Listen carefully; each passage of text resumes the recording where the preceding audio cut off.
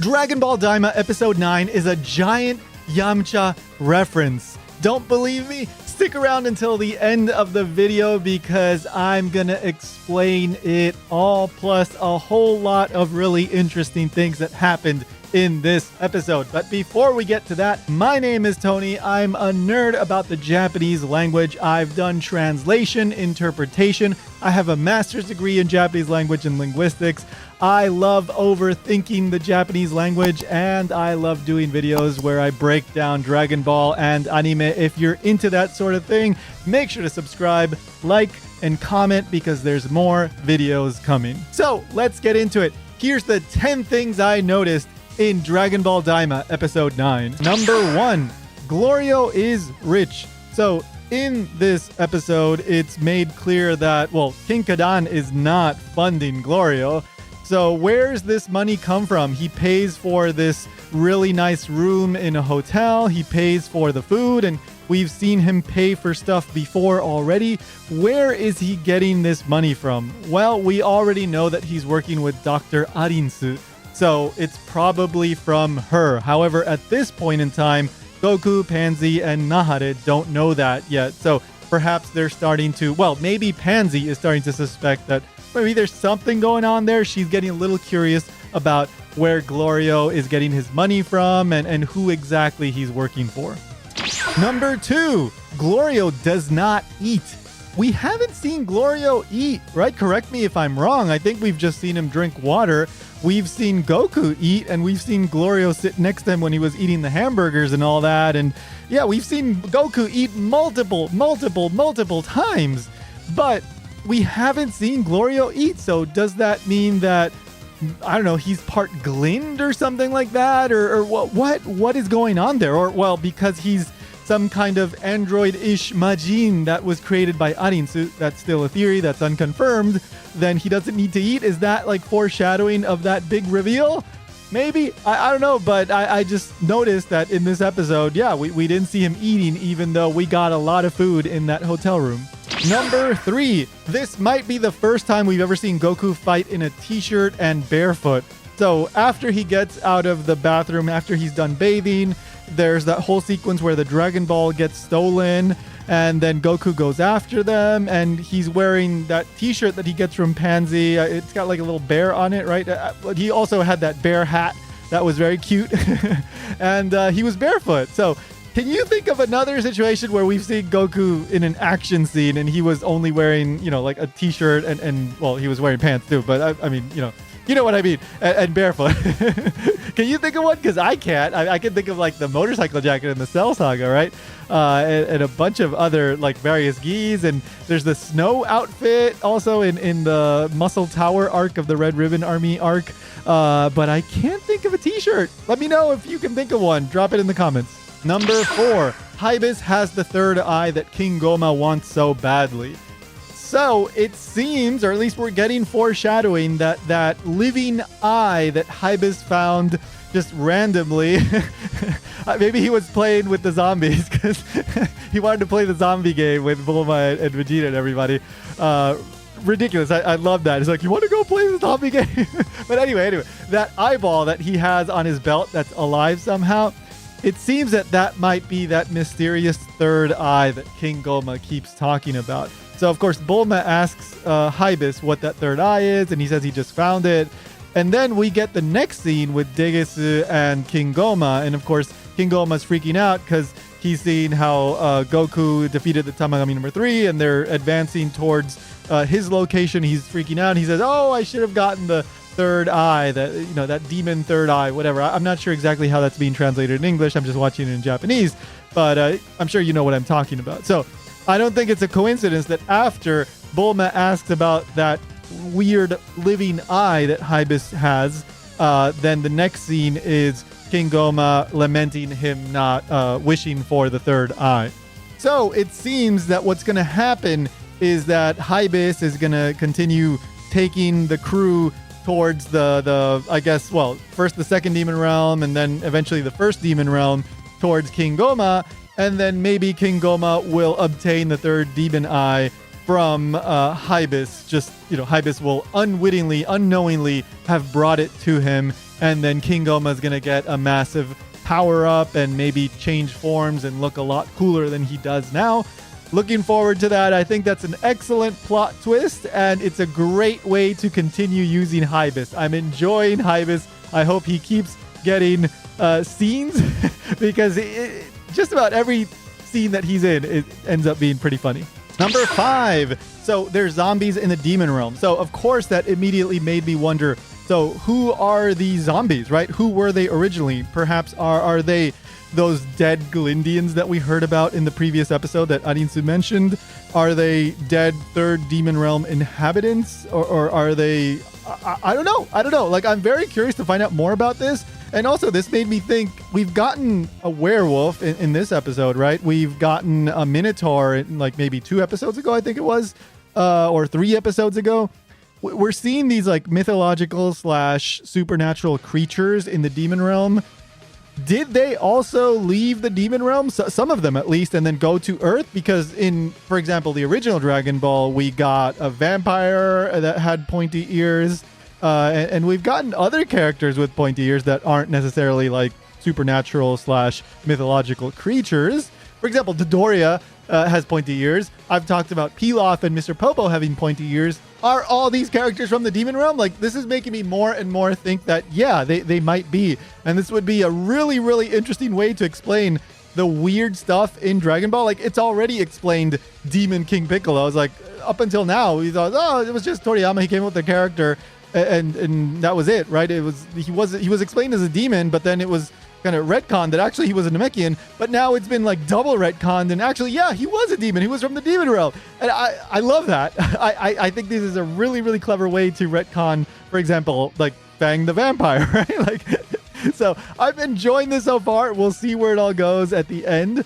But speaking of, well, let's just say retcons and interesting random creatures that are from the demon realm, number 6, Saibaiman were demons. So apparently, well, they have pointy ears too, right? If you go back and look at the Saibaiman, so in Japanese it's Saibaiman, there's no plural, it doesn't go Saibamen, so it's a weird word, but I know in English it's Saibamen. Whatever, I'll probably use them interchangeably. Yeah, anyway, if you go back and look at a Saibaman or whatever, they have pointy ears, so I thought that was brilliant.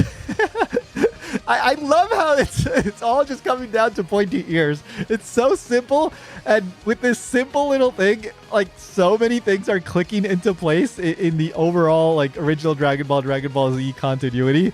It's funny. It's funny how simple this like retcon is, but it's working. At least in my opinion, it's working at the moment. We'll see how it works out by the end. Anyway, so the Saibamen are apparently from the demon realm, and then maybe Marba created them. I wasn't totally clear on that. If you understand, let me know. But she was selling them to the outer world, right? And so I think the implication or perhaps the suggestion here is that she was selling them to Frieza's forces. So was she selling them to Frieza or King Cold or one of their predecessors, like King Cold's granddaddy? I don't know. But that would make sense, right? She sells it to King Cold or one of those, Frieza people, or she sells it to someone else, and eventually those make their way to Frieza, and then eventually those make their way to the Saiyans, right? And Vegeta and Nappa, and then we get the appearance of the Saibamen in the Saiyan saga. So I think this works out wonderfully, and yeah, like it's pretty random and really unexpected. I don't think anybody was expecting the Saibamen to make a comeback in Dragon Ball DAIMA, and I love that. I love that it was so unexpected, and so I'm all for this. I'm all for, like, all pointy ears are demons now. Speaking of which, number 7. So Saiyans are from the demon realm? Maybe. We'll find out eventually, perhaps. But if you look at the Oozaru or the great ape, they have pointy ears. So perhaps it's going to turn out that because of that, that means that they are originally somewhere long ago. They were from the demon realm, right? One of the Makai, or I don't know, the second one or the third one, perhaps. That would be super interesting, and I'm totally okay with that. I would be, all for it. I would be very curious to see where that goes. Hopefully it goes in a good direction. But that would be super interesting. That would be very unexpected. And if I remember correctly, now I'm not an expert on GT. Like I full admission, I've said it before, I haven't watched all of GT, but I vaguely remember somewhere hearing that it was mentioned that Saiyans originally came from, like, well, their original form was the Oozaru form, and then they eventually got to, well, they evolved into humans, so to speak, right? So if that's from GT, let me know in the comments, but it wouldn't surprise me if they took that from GT because, well, so much has already been taken from GT in Daima. They've copied important plot points like multiple times and tons of references. So if they took that from GT, yeah, it would make total sense. And by the way, do you want me to talk about Saiyan versus Saiyan? I know like there's some obnoxious people in Dragon Ball YouTube land that are just, it has to be Saiyan. It has to be Saiyan. Sorry, it has to be Saiyan. It has to be Saiyan. You're wrong if you say Saiyan. I have somewhat of a different opinion, and I think those are usually very obnoxious people. So let me know if you want me to talk about that. I'm the guy that actually speaks and reads and understands and writes Japanese, and 99% of the people that say that stuff don't know Japanese. So let me know if you're curious about that. But anyway, Saiyans might be from the demon realm. Number 8, Majin Kuu has thick lips, so he's not going to be the final boss. So what am I talking about here? So I like to look at what the Japanese fandom is saying. I go and I watch the Japanese YouTube videos talking about the latest Daima episode that I watched, and I look at the articles that people write, and I go on Twitter. And apparently, well, number one, a lot of people didn't like the design of Majin Kuu. They were quite critical. They were saying that it looked very lame, and it was, not good. It was very reminiscent of, for example, Paikuhan, or even Golden Frieza, or Hit, or a couple other characters. But particularly, I think Paikuhan was one that a lot of people mentioned. And of course, it looked very reminiscent of a Saibaiman, right? Like, because obviously it came from a Saibaiman. Partially, it was Saibaiman mixed with cells of other, like, demon creatures or whatever, plus the extract or the essence of Majin Buu. So makes sense that it would be influenced in terms of its appearance by Saibaiman. So even in Japan, they were kind of disappointed. A lot of people were disappointed. Maybe not everyone, but yeah, by the character design of Majin Kuu. And I get it. It's not a cool looking character. It looks rather doofy. And one of the things that people were talking about were something called the tarako kuchibiru. This literally means cod roe lips. So tarako is cod roe, so cod eggs, and kuchibiru means lips. So if you look at the Majin Kuu design, it has these like thick lips, right? And in Japanese, these are called tarako kuchibiru. And it was pointed out by somebody that I was watching on a Japanese YouTuber guy, that none of the final forms or epic battle like final bosses have these lips. For example, a character that has these lips, these thick lips, is second form Cell. And well, obviously he ended up turning into his final form, and he didn't look like that at all. He looked much, much, much better. I love the perfect Cell design, and I think it's a fan favorite as well. It's a wonderful design. But that second form Cell, yeah, not exactly cool. So yeah, that was one piece of evidence that I saw thrown around. It's like, no.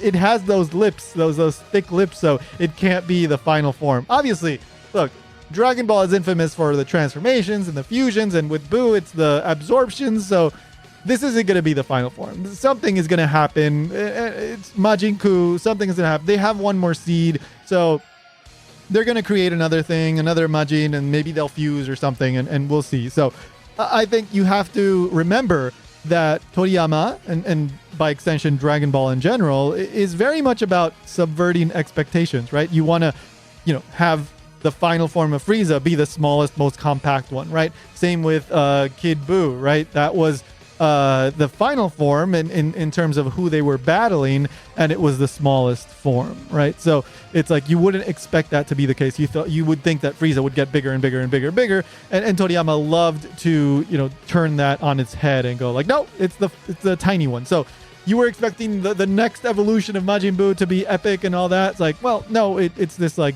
thick-lipped weirdo little creepy character.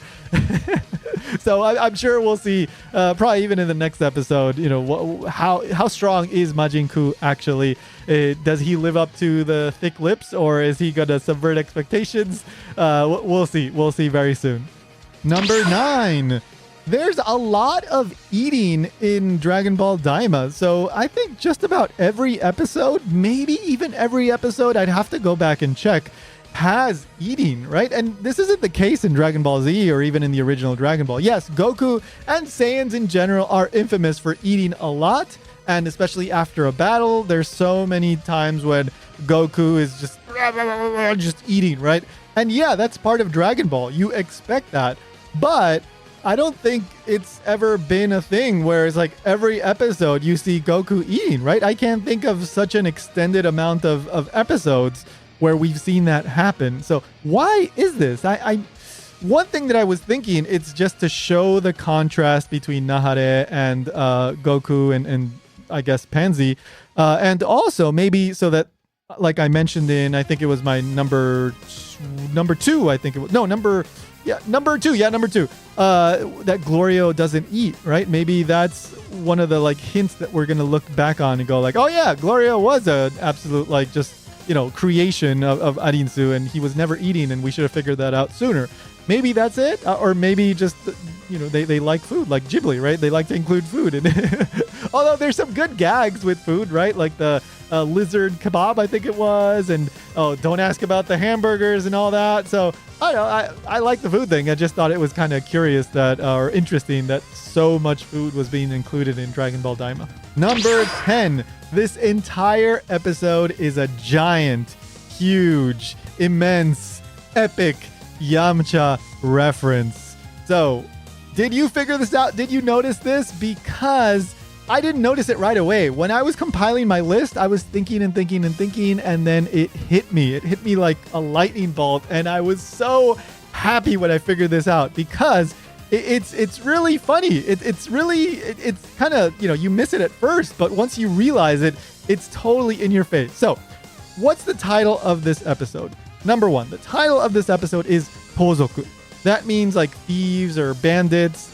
What is Yamcha originally? He is described as a touzoku. He's a thief, a bandit, right? Back in the original Dragon Ball, back at the beginning of the Dragon Ball manga, that's how he's introduced. He tries to steal the Dragon Ball, right? He tries to sneak into, Oolong's like RV kind of car, right? And Oolong has drugged Goku and Bulma so that they fall asleep. And then Yamcha tries to enter to steal the Dragon Balls. Now, what happens in this episode? Well, to begin with, we get those thieves. There's a lot of thieves, actually. Like, Vegeta has to beat up some thieves because they stole their airship, so that happens. But then we also get the thieves that try to steal the Dragon Ball, just like Yamcha did. And then also, they try to do it at night. And what else happens in this episode? Goku falls asleep, right? He tries to stay up all night, but he fails and he falls asleep. So these are all things that happened in that episode, in that part where Yamcha makes his first appearance. And not only that, what else happens in this episode? The Saibaiman makes a comeback. And what is one of Yamcha's most iconic, most remembered, most memed aspects? Well, it's the fact that he died at the hands of a Saibaiman. That has become a complete like meme. Like, most people make fun of Yamcha because of that. And what a coincidence that the episode called touzoku that mirrors a lot of what happened in the episode of Dragon Ball where Yamcha tries to steal the Dragon Balls also includes a Saibaiman. This is not a coincidence. And if I don't know, I don't watch like what English YouTubers and people are saying in the English world before I do these videos because I want to bring you what the Japanese audience is saying. So I hope that people have noticed this. I would be surprised if no one has noticed this because it's such a, it's in your face, even though it's not. Like I said, when I first watched the episode, I didn't realize it, but then I put everything together and it just clicked. So yeah, Yamcha, even though Yamcha's not in Dragon Ball Daima so far, he got a massive shout out in this episode. And I was so happy when I realized this. So let's get to the review. Look, I'm going to be honest here. when I first watched this episode, I wasn't that crazy about it, like, because it seemed very filler-y, right? Like, was it really necessary to have an episode where they got the Dragon Ball stolen? Was it really necessary to have Vegeta basically do the exact same thing that Goku did, beat up some of those, punk Demon Realm inhabitants, and then they come and steal their ship and they're stranded? No, it seemed repetitive. It seemed pointless. It seemed like wasting time. And you can still make that argument. That's completely up to you. And then the part with Majin Kuu and all that moved the story forward. I was totally okay with that. But if you don't like the Majin Kuu design, I can understand how you might be disappointed with that. But I think you need to keep your judgment at bay. Wait until we see what happens with Majin Kuu, because that might actually be like something that they did on purpose. They designed him on purpose to look kind of stupid like that because they're going to do something with that. That's actually an important part of the story. So I was disappointed at first, and I was thinking, I'm going to give this a 6. But then when I thought about this further and I realized that big Yamcha reference, I was so happy. So I'm going to bump this up to a 7 out of 10. What do you think? Did you enjoy the Yamcha reference? Did you enjoy any of the other things that I noticed? And did you notice anything else that I didn't mention? What do you think about Hybis? Do you like Hybis? Don't forget to subscribe, like, and comment. I'm going to be doing videos on all the Daima episodes, so don't miss out. Hit that subscribe button, and I'll see you in the next one.